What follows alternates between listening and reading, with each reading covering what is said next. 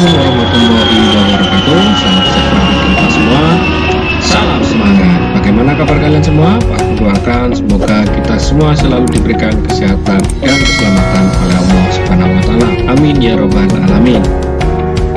Anak-anak kelas 5 yang hebat, pada kesempatan kali ini Pak Agung akan menjelaskan tentang pembelajaran kelas 5 tema 3 pembelajaran 4. Sebelum kita mulai pembelajaran ini, marilah kita berdoa terlebih dahulu menurut keyakinan kita masing-masing. Berdoa dimulai. Selesai. Pemetaan kompetensi dasar tema 3 subtema 3 pembelajaran 4 terdiri dari PPKN, IPS, dan Bahasa Indonesia. Tujuan pembelajaran kita kali ini adalah sebagai berikut. 1. Dengan video pembelajaran serta mencermati informasi dari artikel dan membuat gambar yang menceritakan beragam aktivitas. Siswa menyebutkan realitas Bhinneka Tunggal Ika dan mempraktikkan diskusi tentang pentingnya nilai kebersamaan. 2. Dengan video pembelajaran serta berdiskusi dengan orang tua, siswa mengidentifikasi manfaat keberagaman dalam pembangunan sosial budaya di Indonesia. Yang ketiga, dengan video pembelajaran serta membuat naskah iklan layanan masyarakat, siswa merancang iklan elektronik dan mendemonstrasikannya.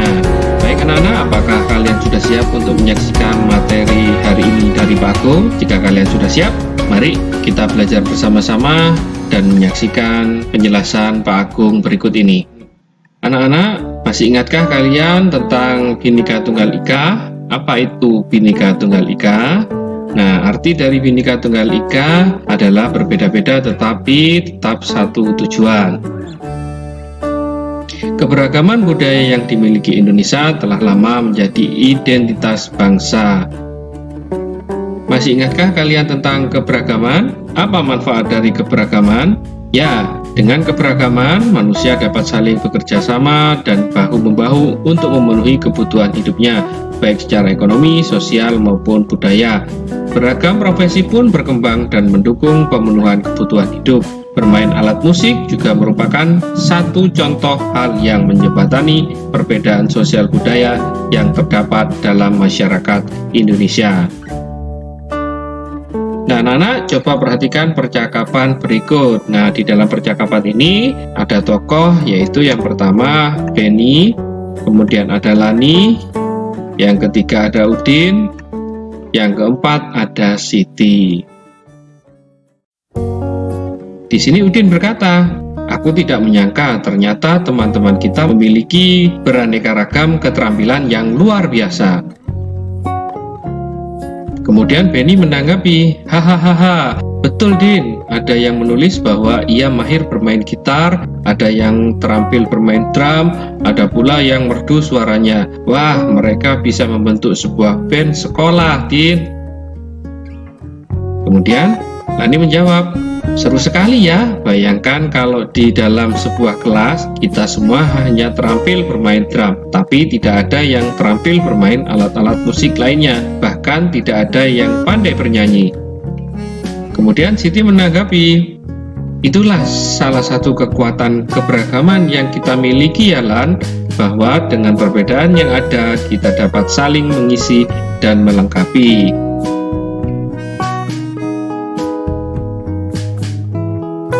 Anak-anak, begitu pula dengan para petani yang beraneka ragam keahliannya. Ada yang memiliki sawah, kebun singkong, kebun jagung, dan lain-lain. Pada pembahasan sebelumnya, para petani yang memanfaatkan sistem irigasi ini bernaung dalam satu wadah organisasi agar mereka dapat saling membantu satu sama lain. Apa ya jadinya jika tidak ada kerukunan antar para petani tersebut? Kira-kira apa ya? Organisasi tidak akan dapat berjalan seperti yang diinginkan. Akan banyak pertengkaran akibat perbedaan pendapat. Nah, akibatnya akan terjadi pertengkaran anak-anak dan permusuhan. Apakah perbedaan yang terdapat dalam masyarakat memberikan manfaat bagi kemajuan pembangunan masyarakat tersebut? Jelaskan. Ya, masyarakat akan cepat berkembang karena adanya perbedaan. Dengan perbedaan akan menumbuhkan ide dan kreativitas serta solusi yang lebih banyak.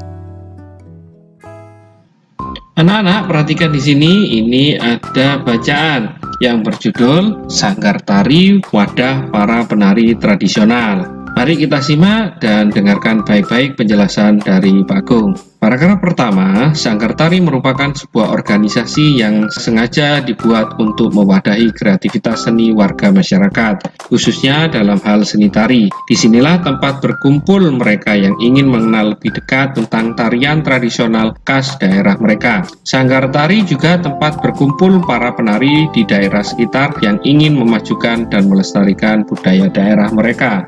Paragraf 2. Salah satu sanggar tari yang aktif dalam melestarikan tarian tradisional daerah mereka adalah Sanggar Tari Kambang Tigarun dari Kalimantan Selatan. Sanggar tari ini memiliki misi menumbuhkan dan memupuk cinta budaya Nusantara, khususnya daerah Kalimantan Selatan, sehingga tetap lestari. Sanggar tari ini juga menciptakan berbagai kegiatan seni di lingkungan sendiri yang kelak dapat maju hingga ke jenjang internasional, sehingga dapat mengharumkan nama bangsa. Paragraf 3, Sanggar Tari Kambang Tigarun ini tidak membatasi anggotanya.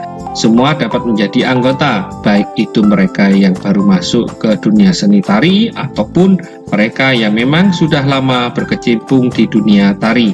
Hal ini tetap memacu pada tujuan didirikannya sanggar ini, yakni mewadahi para muda-mudi Kalimantan Selatan untuk menyalurkan minat, bakat, dan kreativitas di bidang seni tari. Itu tadi adalah bacaan yang berjudul Sanggar Tari Wadah Para Penari Tradisional. Keragaman sosial budaya menjadi modal pembangunan nasional karena adanya keberagaman suku dan budaya, membuat kita belajar untuk saling menghargai dan bertoleransi dengan sesama. Toleransi akan menghindari terjadinya konflik atau perpecahan, sehingga persatuan dan kesatuan akan tetap terjaga. Hal ini menjadi modal penting terkait pembangunan nasional. Itu tadi adalah keragaman sosial budaya yang menjadikan modal pembangunan nasional. Anak-anak, adakah keragaman sosial budaya yang ada di Indonesia? Baik anak-anak, mari Pak Agung jelaskan. Yang pertama yaitu keberagaman suku bangsa.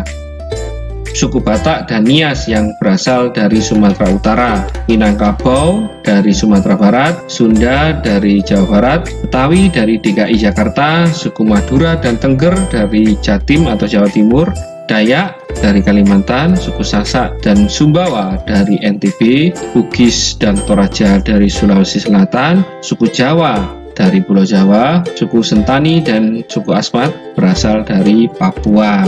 Yang kedua yaitu keberagaman bahasa. Nah, bahasa Betawi digunakan di daerah DKI Jakarta. Bahasa Sunda biasanya digunakan di Banten dan Jawa Barat. Bahasa Jawa digunakan di Jawa Tengah, Jawa Timur, dan daerah istimewa Yogyakarta. Bahasa Aceh di Aceh, bahasa Batak di Sumatera Utara, bahasa Minangkabau di Sumatera Barat. Yang ketiga yaitu keragaman pakaian adat tradisional.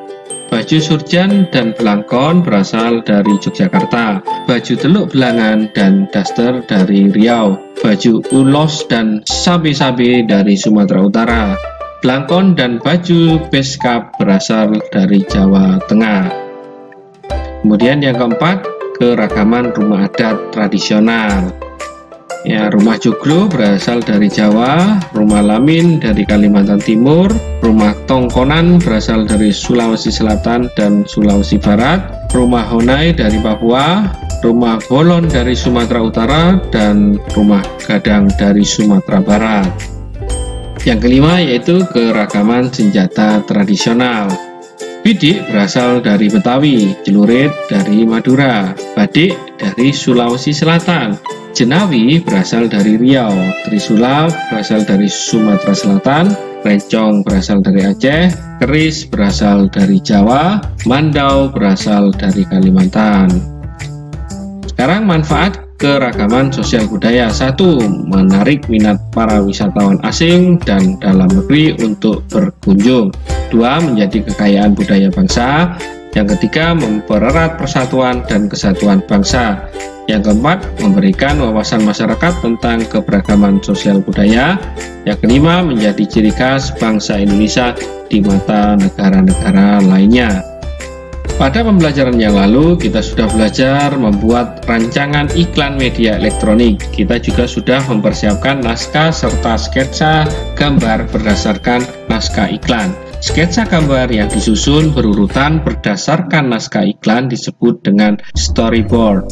Dengan sketsa gambar atau storyboard, kita bisa lebih mudah menyampaikan ide atau gagasan kepada orang lain. Hal ini bertujuan untuk memberikan penjelasan kepada pemeran tentang karakter atau tokoh yang akan diperankan atau ditampilkan sesuai dengan apa yang kita kehendaki. Nah, ini contohnya anak-anak storyboard. Ada dua ini, nah bentuknya seperti ini ya. Jadi sebelum membuat iklan, kalian buat storyboard seperti ini. Naskahnya dulu, kemudian storyboard sketsa gambarnya. Contoh dari storyboard, ya ini menceritakan tentang iklan Kopiko, ya permen Kopiko. Nah di sini nomor 1 ya menandakan bahwa di sini menunjukkan jam 8 malam. Kemudian di sini ada talk show. Nah kemudian salah seorang di sini sedang ngantuk. Kemudian dalam acara talk show tersebut orang yang ngantuk itu terjatuh dari kursinya. Kemudian yang keempat, di sini orang yang lain bertanya-tanya, wah kenapa itu ya pas bisa jatuh? Nah kemudian ada salah satu rekan dari presenternya, loh kenapa bro? Ngantuk gue, belum tidur. Kopi apa ngopi? Sekarang kopi ada yang dalam bentuk permen. Mau ambil? Mau, makasih ya. Nah, di sini adalah iklan Kopiko. Nah, tugas kalian di rumah adalah sebagai berikut. Jawablah pertanyaan-pertanyaan di bawah ini. 1. Apa kesimpulan dari percakapan Udin, Beni, Lani, dan Siti? Yang kedua, apa yang akan terjadi bila kerukunan antar sesama teman tidak kita jaga dengan baik?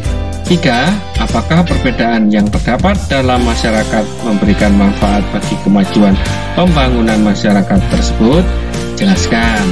Kemudian yang keempat, dari manakah Sangkartari Kambang Tigarun berasal? Yang kelima, apa tujuan didirikannya Sanggar Tari Kambang Tigarun? Yang keenam, mengapa kita harus belajar menghargai dan toleransi terhadap keberagaman antar sesama? Yang ketujuh, sebutkan 5 contoh keberagaman sosial budaya yang ada di Indonesia. 8. Sebutkan 5 manfaat keberagaman sosial budaya. 9. Apa yang dimaksud dengan storyboard atau sketsa gambar iklan? 10. Apa tujuan dengan membuat storyboard atau sketsa gambar iklan? Anak-anak, jika kalian menyaksikan penjelasan Pak Agung dari awal sampai akhir ini, pasti kalian akan bisa menjawab pertanyaan-pertanyaan. Sebelum mengerjakan, jangan lupa berdoa supaya diberikan kemudahan berpikir, kecerdasan oleh Allah Subhanahu wa taala. Amin ya rabbal alamin. Demikian materi kelas 5 tema 3 subtema 3 pembelajaran 4. Semoga pembelajaran kali ini dapat bermanfaat dan menambah motivasi belajar serta mempermudah dalam pemahaman materi. Tetap semangat belajar di rumah, selalu berdoa supaya pandemi ini cepat berakhir. Jaga kesehatan, jaga kebersihan lingkungan, dan jangan lupa selalu cuci tangan sebelum atau sesudah aktivitas. Sebelum kita tutup pembelajaran ini, marilah kita berdoa terlebih dahulu. Berdoa dimulai. Selesai. Terima kasih sudah menyaksikan video pembelajaran ini. Sampai berjumpa lagi pada materi selanjutnya. Wassalamualaikum warahmatullahi wabarakatuh.